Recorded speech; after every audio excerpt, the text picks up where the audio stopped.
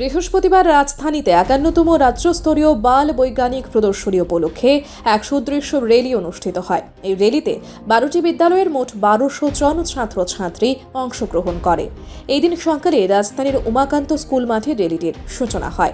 র্যালিটি রাজধানীর বিভিন্ন পথ পরিক্রমা করে পুনরায় উমাকান্ত স্কুল মাঠে শেষ হয়। এ বিষয়ে এসসিইআরটির ডেপুটি ডিরেক্টর অম্বালিকা দত্ত বলেন, ৫১তম রাজ্যস্তরীয় বাল বৈজ্ঞানিক প্রদর্শনী উপলক্ষে আগামী ২রা এবং ৩রা ফেব্রুয়ারি রাজধানীর মহারানী তুলসীবতী স্কুলে এক প্রদর্শনী অনুষ্ঠিত হবে। প্রতি বছরই এই উপলক্ষে এই ধরনের অনুষ্ঠানের আয়োজন করা হয়ে থাকে।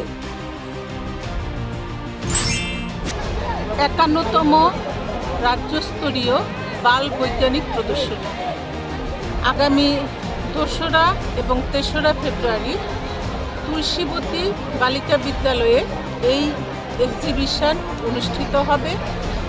আগে আমরা প্রতি বছর এইটা বিজ্ঞান, গণিত এবং এনভায়রনমেন্ট এক্সিবিশন হিসেবে অনুষ্ঠিত করে এসেছি। এই বছর এনসিইআরটি এনইপি 2020 রিকমেন্ডেশন অনুসারে নাম পরিবর্তন করে বাল বৈজ্ঞানিক প্রদর্শনী করেছে। যেমন রাজ্য স্তরে যদি হয় এটা রাজ্যস্তরীয় বাল বৈজ্ঞানিক প্রদর্শনী, জেলা স্তরে জেলাস্তরীয় বাল বৈজ্ঞানিক প্রদর্শনী, এটা যখন ন্যাশনাল লেভেলে হবে তখন রাষ্ট্রীয় বাল বৈজ্ঞানিক প্রদর্শনী।